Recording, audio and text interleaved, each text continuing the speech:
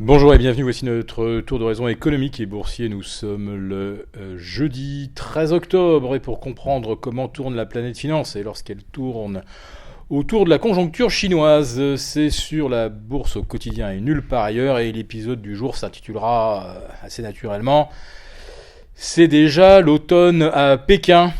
Un petit clin d'œil à Boris Vian. Oui, on peut même dire que ça ressemble même à l'hiver, puisque les exportations chinoises ont littéralement dévissé au mois de septembre, après la petite embellie du mois d'août qui laissait penser qu'on pourrait s'en aller vers un retour de l'expansion de la croissance en Chine. Et puis là, ça retombe, boum, moins 10,5%. Les évaluations allaient de moins 4 à moins 6, donc on est largement en deçà des prévisions les plus pessimistes. Et la baisse, le ralentissement de la conjoncture s'accompagne également d'une poursuite de la décrue du yuan qui ne suscite pas beaucoup de commentaires. Il y a une semaine, nous vous parlions d'un yuan à 6,70, proche de ses planchers annuels. Eh bien, ces planchers viennent d'être littéralement pulvérisés.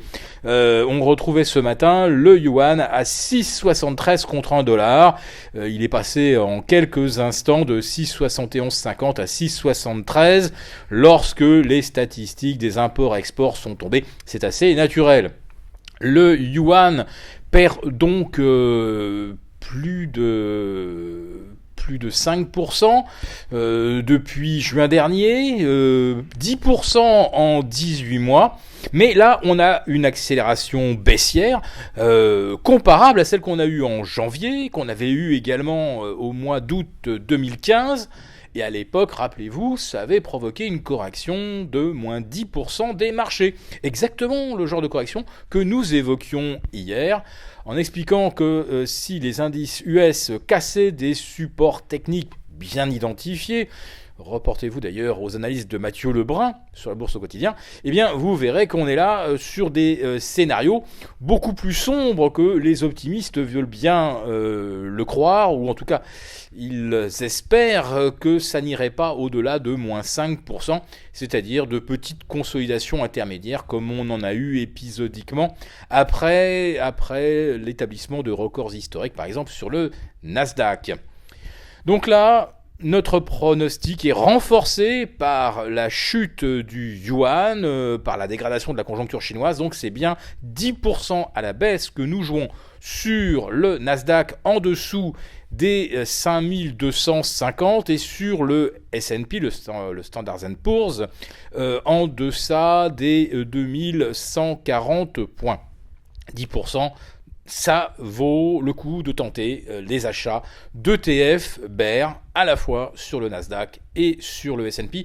Nous réitérons le conseil que nous avions émis la veille.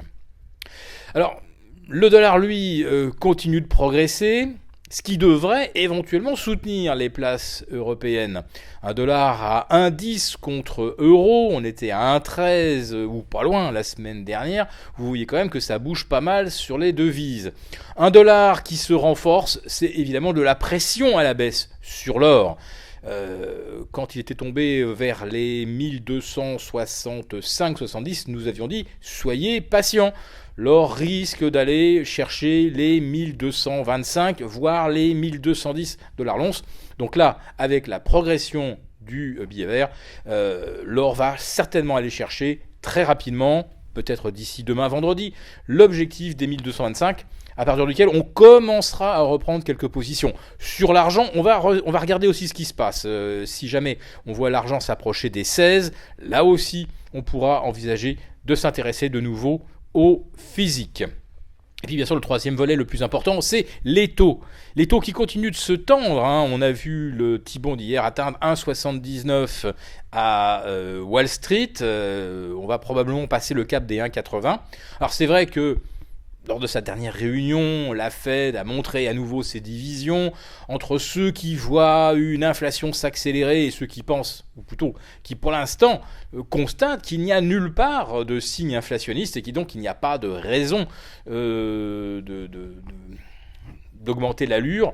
et de resserrer la politique monétaire dans l'urgence, puisqu'en fait, on voit bien mois après mois que la conjoncture se dégrade, aussi bien aux États-Unis qu'au niveau mondial. Vous voyez donc les chiffres chinois que nous évoquions en préambule. Donc, les taux qui se tendent, c'est aussi de la prime qui diminue sur les actions, des actions très chèrement valorisées, vous le savez, et pour l'instant, aucun gérant n'a véritablement intégré qu'on puisse avoir par exemple des taux à 2% sur le T-bond américain.